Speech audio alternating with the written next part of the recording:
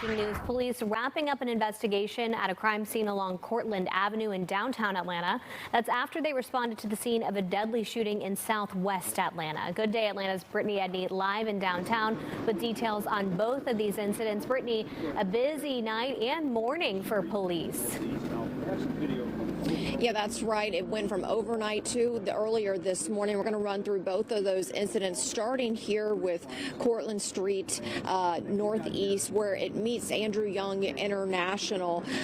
There's no word yet whether or not this shooting actually hurt someone from police. We just do know and have it confirmed that there was a shooting and that no one was killed. So we are still waiting to get the details regarding this particular one from police. I can tell you, though, that investigators were here on scene for hours processing this scene. We saw them place about 31 separate crime scene markers around different evidence that was scattered around the sidewalk. We also spotted some bullet shellings, ass casings as well.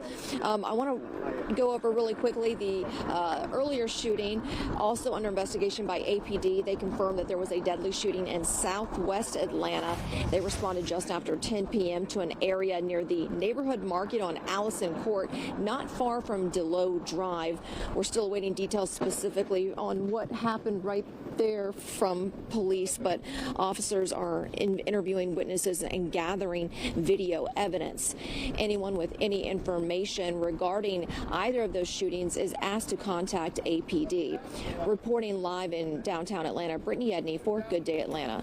Brittany, thank you for staying on top of all those developments for us.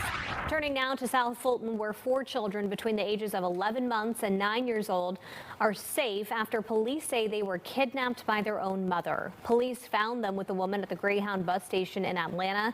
She was taken into custody, and officers say she took the children during a supervised visit.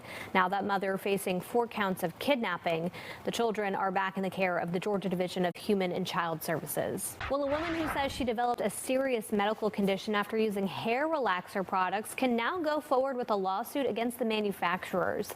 Last week's order from the Georgia Supreme Court overturns a lower court's ruling that sided with the companies Strength of Nature and L'Oreal. Kiara Burrows says she'd been using their chemical hair relaxer products for years, but then she developed uterine fibroids in 2018.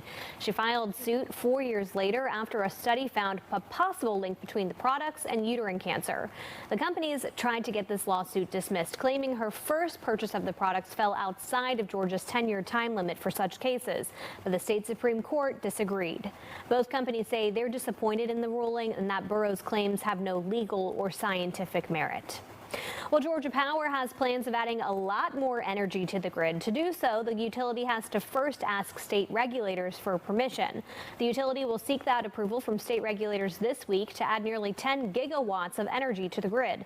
The potential influx of data centers would make up for about 80% of that demand. Public advocates have some worries about this, though, saying it could mean increased prices for customers.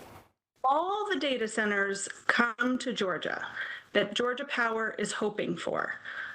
Bills should stay stable. If data centers don't appear in Georgia the way Georgia Power is expecting that they will, all of us are going to be on the hook. Well, Georgia Power was not able to speak on camera with us, but a spokesperson said it's too far out to tell if the company would ask for a price increase after the rate freeze ends in a few years. The state of Georgia swimming in cash. A newly released report shows exactly how much. More than $14 billion currently sits in the state's reserves. But the question for state leaders is how they're going to use that money. Fox 5's Rob DiRienzo has a closer look. Well, get this, Georgia has $14.6 billion just sitting in its reserves. So the $14.6 billion question is, where could all that money go? The state of Georgia reports $14.6 billion in the bank in this new report from the State Accounting Office this week. That includes $9 billion that's not designated and $5.6 billion in the state's rainy day fund. It's really excellent stewardship at the state level that we actually have this amazing problem to have, which is all this extra money. Emory University accounting professor Usha Ratcliffe says surplus here in Georgia is nothing new. Last year, it was $16.5 billion. With that, state leaders took $2 billion and brought down the income tax rate and sent those refund checks out to taxpayers. But is that a possibility this time around? It's not immediately clear, with growing uncertainty about the impact tariffs will have on the local economy.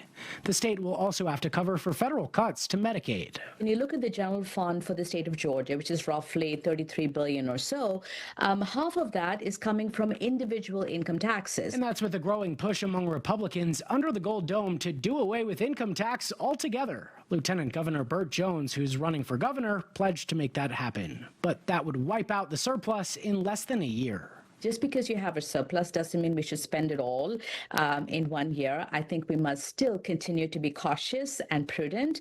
Meanwhile, state Democrats have pushed for the money to be put to use with social services. Professor Ratcliffe thinks the money could be well spent on investment in AI, bonuses for teachers, and state infrastructure. They're not sexy, but they're so essential. And when something goes wrong is when people feel it.